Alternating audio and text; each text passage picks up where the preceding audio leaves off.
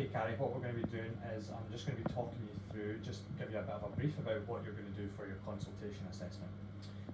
So you've had a look through the check sheet here, you've had a look through our appeals procedure, so are you okay with those as it stands? Yes. Yep, that's fine. So I'll just talk you through this just to give you an expectation of what's going to be sort of coming when you're working with a client through the consultation. So the first thing on here is the sort of customer care side of it. So what we're looking for is that you give a sort of meet and greet to the client. You are communicating and speaking clearly to the client all the way through. You're asking how the client's kind of feeling throughout the process. Obviously the consultation can be quite intrusive, that kind of thing. So as long as you're sort of making sure that you've got the client care there.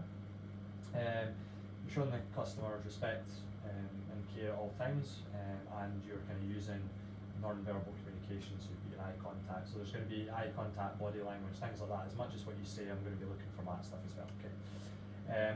Then throughout the actual consultation itself, so we've got you've prepared the consultation prior to the client coming in. We're looking for communication skills like open-ended questions. You're going to first of all start the consultation by explaining your role as the instructor. You know, I'm going to be taking you through your consultation, that kind of thing.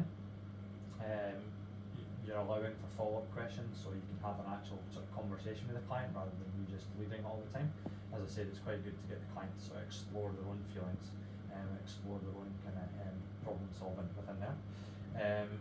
If there is an issue with the client, then we expect you to signpost, so hopefully the data your client won't have anything that's sort of identified within the park queue or anything like that. But if that was the case, then you would just need to refer her off to that and make her aware of that. You have to ask the client's readiness for exercise, so they have completed the park queue, so you would just say, oh, is there any change to your park queue? Hopefully at that point she'll say no, which means that you're sort of fine to go ahead with your sort of data collection, with your fitness testing kind of stuff. Identified any client barriers, so that's when we're talking about, you know, the sort of lifestyle, you're sort of gathering details of what Adita does, what she does within her life, and that'll kind of enable you to identify any barriers.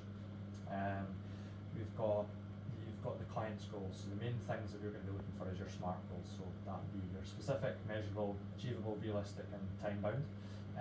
For the purpose of the assessment, we only need you to have one, so if the client's only got one goal, then that's perfectly fine. If the client has more than one goal, then we would expect you to kind of like explore that. So what we're looking for in the SMART goals, we're looking for a long term, a medium term and a short term, and we're looking for you to sort of explore that with the client. Within that as well, you'd be kind of saying to the client, after 4 weeks we're going to review the program, so you're kind of identifying specific points that, you know, you're not just going to leave them to their own devices, you're going to guide them through that process, and then you're recording all that information as we go through.